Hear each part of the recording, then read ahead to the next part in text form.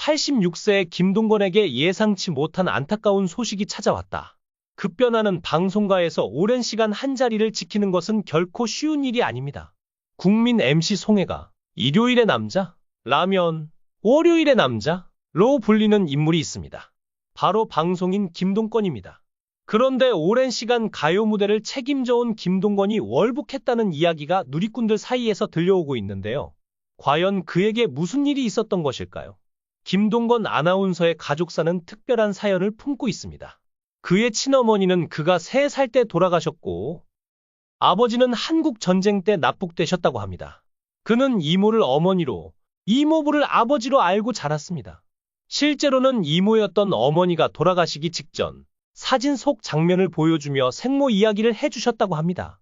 아주 어린 시절부터 아나운서의 꿈을 키워온 김동건은 대학교 1학년 때 KBS에 입사하며 그 꿈을 실현했습니다. 제가 봉화방송 출신이라는 사실에 늘 자부심을 갖고 있어요. 라고 말한 그는 이렇게 시작한 아나운서 생활을 벌써 60년째 이어오고 있습니다. 하지만 그의 60년 방송 인생에도 수많은 위기들이 있었습니다. 그중 대표적인 사건이 바로 가요 무대에서의 퇴출입니다. 김동건은 스스로 제 이름은 셋입니다. 하나는 김동건이고 또 하나는 아나운서 그리고 세 번째는 가요 무대입니다. 라고 말할 정도로 가요 무대에 큰 애착을 가지고 있었습니다. 2003년 6월 김동건은 가요 무대 마지막 녹화에서조차 자신의 하차 사실을 전혀 알지 못했습니다. 녹화를 마친 뒤 KBS 관계자로부터 일방적인 하차 통보를 받았습니다. 당시 정권이 바뀌면서 방송 프로그램 진행자도 교체된다는 의혹이 있었지만 김동건은 공식적으로 자신의 하차에 대해 반발하지 않았습니다. 7년이 지난 뒤에야 그는 약간의 아쉬움을 표현하며 다 지나간 이야기라 시시콜콜하게 거론하고 싶지 않아요.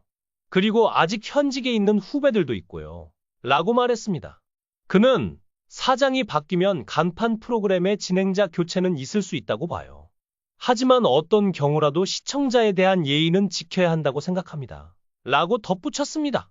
김동건의 이러한 태도는 그가 방송인으로서 얼마나 깊은 책임감과 품격을 가지고 있는지를 보여줍니다. 그의 오랜 방송 경력은 단순한 기록 이상의 의미를 지니며 앞으로도 많은 이들에게 귀감이 될 것입니다. 내가 18년 동안이나 진행해 온 프로그램인데 하루아침에 아무런 설명도 없이 하차 통보를 받고 나니 참 당혹스럽더라고요. 그동안 18년이나 진행한 프로그램이니 최소한 시청자들에게 인사할 기회는 주어야 하는 것 아닌가 싶었어요. 김동건은 이렇게 당시의 심정을 털어놓았습니다. 그는 KBS에서 누구도 내 하차에 대해 이야기하지 않았어요. 그저 정권이 바뀌고 기존 사장이 교체된 후 그렇게 된 거죠? 라고 덧붙였습니다. 하차 이후 얼마 지나지 않아 누군가로부터 우리 입장을 좀 생각해 주셨으면 좋겠다. 라는 완곡한 요청을 받았습니다. 그는 아나운서 후배들을 편하게 해주기 위해 아무 내색 없이 당시 KBS 사장이 주는 감사패를 받았습니다. 가요 무대를 주로 시청하던 중장년층 시청자들은 김동건의 복귀를 강력히 요구했습니다. 결국 하차한 지 7년 만에 그는 가요 무대로 복귀하게 됩니다. 이러한 갑작스러운 하차와 시청자들의 반발은 다른 사례에서도 나타났습니다. 대표적으로 아침마당에 이금희 아나운서가 있습니다. 당시 이금희의 하차 기사가 나온 뒤 이틀 동안 140개가 넘는 항의와 하차 철회를 요구하는 글이 올라왔습니다. 김동건은 이러한 크고 작은 일들을 겪으면서도 방송 역사에 엄청난 기록을 남겼습니다. 그는 현역 아나운서로서 데뷔 50주년을 맞은 최초의 인물입니다. 그렇다면 김동건 아나운서가 어떤 성격을 가졌기에 이러한 기록을 세울 수 있었을까요? 아나운서는 말로 먹고 사는 직업입니다. 허투루 말하거나 방송 사고를 자주 냈다면 오늘날까지 방송을 계속할 수 없었을 겁니다. 아나운서에게는 엄격한 자기관리와 꾸준한 자기개발이 필수입니다. 김동건은 이렇게 자신의 직업에 대한 철학을 밝혔습니다. 아나운서 중에서도 얼굴이 알려진 후 정치권으로 옮겨가는 사람도 많습니다. 하지만 나는 한 번도 한눈을 팔지 않았습니다. 나는 한 번도 직책을 맡아본 적이 없었어요. 50년이 넘는 세월 동안 나 자신을 졸병이라고 생각했어요. 높은 자리에 오르려고 하지도 않았고 그저 한평생 평범한 아나운서로 살았을 뿐입니다. 그는 후배들에게는 엄격한 선배로도 알려져 있습니다. 그의 지도 아래에서 후배들은 엄격한 훈련을 받았지만 이는 모두 그들의 성장을 위한 것이었습니다. 김동건의 이러한 꾸준함과 성실함은 그가 방송계에서 오랜 시간 동안 신뢰받고 존경받는 이유 중 하나입니다. 김동건이 한 토크 프로그램에 출연했을 당시 후배 아나운서로 함께 출연했던 김병찬은 이렇게 말했습니다. 정말 많이 혼났어요. 눈물 쏙 빠지게 혼났는데 그 덕분에 오늘날의 제가 있다고 생각합니다. 이에 김동건은 당시의 에피소드를 공개했습니다.